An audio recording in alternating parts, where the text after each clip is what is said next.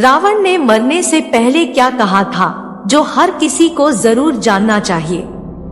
जब भगवान राम और रावण के बीच युद्ध हुआ था तो रावण मृत्युशैया पर पड़ा था। जीवन के अंतिम समय में रावण ने लक्ष्मण को कुछ ऐसे उपदेश दिए थे जो हर किसी को जरूर जानना चाहिए।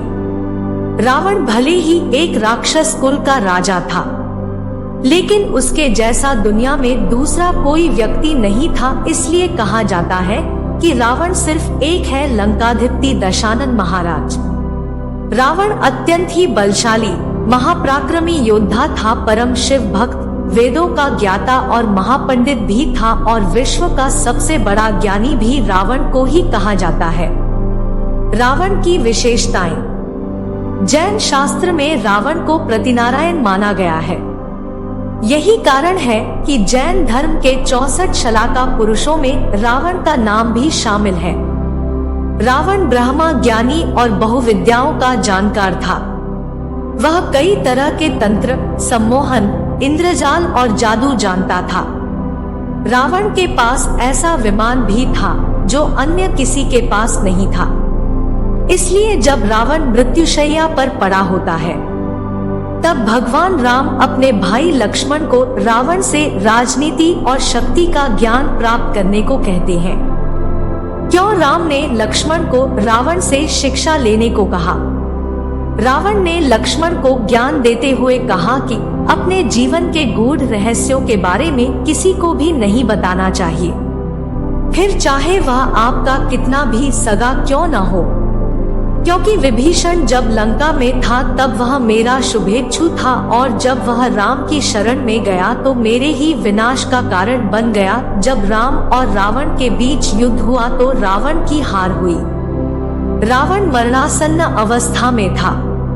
तब भगवान राम से लक्ष्मण को रावण ने शिक्षा लेने को कहा, क्योंकि राम भी जानते थे कि रावण इस संसार के नीति, राजनीति और शक्ति के महान पंडित थे। इसलिए राम ने लक्ष्मण से कहा कि तुम रावण के पास जाओ, उससे जीवन से जुड़ी ऐसी शिक्षाएं प्राप्त करो जो तुम्हें और कोई नहीं दे सकता है। भगवान राम की बात सुनकर लक्ष्मण मृत्युशैया पर पड़े रावण के सिर के पास जाकर खड़े हो गए। लेकिन लक्ष्मण के काफी देर खड़े होने पर भी रावण ने कुछ नहीं कहा। लक्ष्मण राम के पास वापस आ गए और कहा कि प्रभु, मैं बहुत देर तक रावण के पास खड़ा रहा, लेकिन उसने कुछ नहीं कहा। तब भगवान राम बोले कि किसी से ज्ञान प्राप्त करने के लिए उसके सिर नहीं बल्कि चरणों के पास खड़ा होना चाहिए। इसके बाद लक्ष्मण फिर से रावण के चरणों के पास जाकर खड़े हो गए और रावण ने मरने से पहले लक्ष्मण को जो बातें बताई वह आज भी हर किसी को जरूर जाननी चाहिए। रावण ने मरने से पहले क्या कहा? रावण लक्ष्मण को ज्ञान देते हुए कहते हैं कि किसी भी शुभ या अच्छे काम के लिए देरी नहीं करनी चाहिए। वहीं अशुभ काम के लिए जितना मोहवश करना पड़े उसे उतना टालने का प्रयास करना चाहिए। अपनी शक्ति और पराक्रम में इतना घमंड नहीं करना चाहिए या इतना अधिक अंधा नहीं होना चाहिए कि शत्रु तुच्छ लगने लगे। मुझे ब्रह्मा जी से वरदान मिला था कि मानव और वानर के अलावा कोई मुझे नहीं मार सकेगा, लेकिन इसके बावजूद मैंने इन्हें तुच्छ मान लिया और यही मेरी सबसे बड़ी भूल थी, जिस कारण आज मैं मरणासन्न अवस्था में पड़ा हूँ। रावण का तीसरा उपदेश था कि अपने शत्रु और मित्र के बीच पहचान करने की समझ होनी चाहिए। कई बार हम शत्रु को अपना मित्र समझ लेते हैं, जो कि बाद में हमारे शत्रु साबित होते हैं। वहीं जिसे हम शत्रु समझकर पराया कर देते हैं वही हमारे असली मित्र होते हैं। रावण ने अपनी पत्नी मंदोदरी को स्त्री के 8 गुण बताए थे, यानी ऐसी भविष्यवाणी की थी कि स्त्रियों में यह गुण स्वत रूप से पाए जाते हैं, जो कि कलयुग में यह सभी गुण स्त्रियों में देखने को मिलेंगे और आज के काल में यह गुण देख भी सकते हैं। लंकापति रावण रामायण का एक विशेष पात्र है तथा वह महादेव भगवान शिव के प्रमुख भक्तों में से एक कहलाता है। हिंदू धर्म ग्रंथों और शास्त्रों में बताया गया है। रावण में अनेकों बुराइयों के साथ साथ बहुत सारी अच्छाइयां भी थी। रावण महाज्ञानी एवं विद्वान था तथा अनेकों शास्त्रों, ग्रंथों तथा विद्या का ज्ञाता था। और अगर उसकी बुराइयों की बात करें तो अहंकार के साथ साथ वह स्त्रियों की ओर बहुत जल्दी आकर्षित हो जाता था। उसे स्त्रियों की सुंदरता मोहित कर जाती थी। रावण किसी भी स्त्री की सुंदरता देख उसे अपना बनाना चाहता था। जब भगवान श्री राम वानरों के सहयोग से विशाल सागर पार कर लंका पहुँचे तो यह सूचना पाकर रावण की पत्नी मंदोदरी भयभीत हो गई और रावण को समझाया कि माता सीता को प्रभु श्री राम के पास वापस कर दे तथा उनसे क्षमा याचना करे। परंतु मंदोदरी की बात सुनकर रावण जोर जोर से हंसने लगा और उसने मंदोदरी से भविष्य में स्त्रियों के 8 गुणों का वर्णन करते हुए कहा, जो कि आगे चलकर देखने को मिलेंगे, जिसमें सबसे पहला है, एक महिला पुरुषों की तुलना में अत्यधिक सहसी होती है, जिसके चलते हुए कई बार ऐसा काम कर जाती है जिससे उनके परिवार और सगे संबंधियों को पछताना पड़े। स्त्रियां यह निर्णय नहीं ले पाती कि साहस का किस जगह और किस पर सही उपयोग करना चाहिए। जब साहस का अत्यधिक प्रयोग किया जाए तो वह दुस्साहस बन जाता है। यह गुण स्त्रियों में पाए जाएंगे।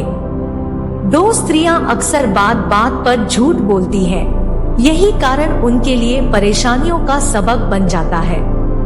स्त्रियों को एक बात का सदैव ध्यान रखना चाहिए कि आखिर कब तक झूठ छुपाया जा सकता है, क्योंकि झूठ ज्यादा समय तक छुपाया जा नहीं सकता और जब यह सामने आता है तो बहुत तकलीफ होती है। 3 रावण कहता है, स्त्रियों में चंचलता का भाव पुरुषों की तुलना में अधिक देखा गया है, जिस कारण स्त्रियां एक बात पर ज्यादा समय तक नहीं टिकी रह सकती। यही कारण है कि घड़ी घड़ी स्त्रियों के विचार पर परिवर्तन देखने को मिलता है तथा स्त्रियों के सामने अनेकों परिस्थिति ऐसी आती है कि वह अपने चंचलता के कारण सही निर्णय नहीं ले पाती, जो क्यों नहीं परेशानियों में डाल देती है। 4 स्त्रियां कई बार अपने स्वार्थ को सिद्ध करने के लिए माया की रचना करती है। अपना काम निकालने के लिए स्त्रियां व्यक्ति को कई प्रकार के प्रलोभन देती है, जैसे रूठना मनाना, यह सभी माया ही है। यदि कोई इस मायाजाल में फंस जाता है तो वह स्त्रियों के वशीभूत हो जाता है। रावण आगे मंदोदरी से कहता है कि तू भी अपना वह दिखाने के लिए मुझे अपने माया जाल में फंसा रही, ताकि मैं तेरी बातों में फंसकर राम का दास बन जाऊं। 5 इसलिए कई बार बिना किसी कारण के अनावश्यक बहुत ज्यादा डर जाती है तथा इसकी वजह से उनके कई काम बिगड़ जाते हैं। वास्तव में स्त्रियां बाहर से साथ दिखाती है किंतु अंदर से भयभीत और डरी होती है। 6 रावण मंदोदरी को बताता है कि कई बार स्त्रियां अविवेकी स्वभाव के कारण मूर्खतापूर्ण कार्य को अंजाम देती है। स्त्रियों को अत्यधिक साहस और खुद को श्रेष्ठ साबित करने की जिद में वह कुछ ऐसा काम कर देती है जिनसे उन्हें भविष्य में पछताना पड़े। 7 अगर स्त्री किसी से किसी वजह से निर्दय हो गई तो वहां कभी दया नहीं करती। 8 रावण का आखिरी उपदेश था कि किसी भी पराई स्त्री पर बुरी नजर नहीं रखनी चाहिए, क्योंकि जो व्यक्ति पराई स्त्री पर बुरी नजर रखता है वह नष्ट हो जाता है। आशा करती हूँ कि आपको यह वीडियो पसंद आई होगी। यहाँ तक बने रहने के लिए शुक्रिया। ऐसी ही और वीडियो देखने के लिए हमारे इस चैनल ज्ञान की गंगा को सब्सक्राइब करें। धन्यवाद। हर हर महादेव।